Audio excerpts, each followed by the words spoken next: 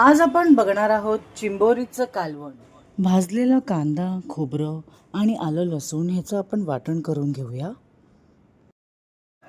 आता आपण तेल टाकून घेऊया। तेल तापलेलं आहे। आता हे पण कांदा खोबऱ्याचं वाटण केलेलं आहे ते घालून घेऊया। हे छान फ्राय करून घेऊया। हे हळद टाकून घेते, 1 चमचा मसाला,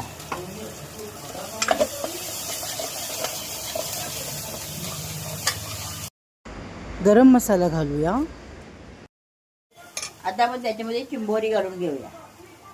ही बघा, सगळं स्वच्छ धुवून घेतलेल्या चिंबोऱ्या मी, आणि त्या घालून घेऊया। वाटणाचं पाणी,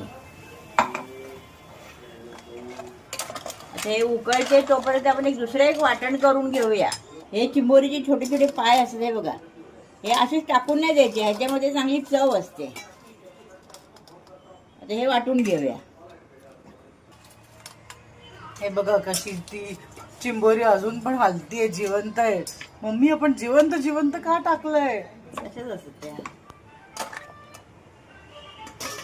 हे बघा हे बघा हे बघा, पाय वाटलेले होते ना चिंबोरीचे, हे वाटून घेतले आणि छान पैकी गाळून रस घेते याचा। याने ते कालवणाला ना खूप चव चांगली येते। आता मी मिक्सरवर वाटलं, पण गावा ठिकाणी ना पाट्यावर वाटतात। आमच्याकडे पाटा नाही आहे ना, म्हणून मी मिक्सरला वाटले। आणून दे ना मी तुला पाटा। आता मी मीठ टाकून घेते। आता मी झाकण ठेवून घेते 10 मिनिटं। आता आपला हा कालवण रेडी झालेला आहे। मी थोडी कोथिंबीर घालून घेते। नक्की ट्राय करून बघा तुम्ही हे चिंबोरीचं कालवण। व्हिडिओ आवडल्यास लाईक करा, शेअर करा आणि स्नेहाज मेनू चॅनलला सबस्क्राईब करा। थँक्यू।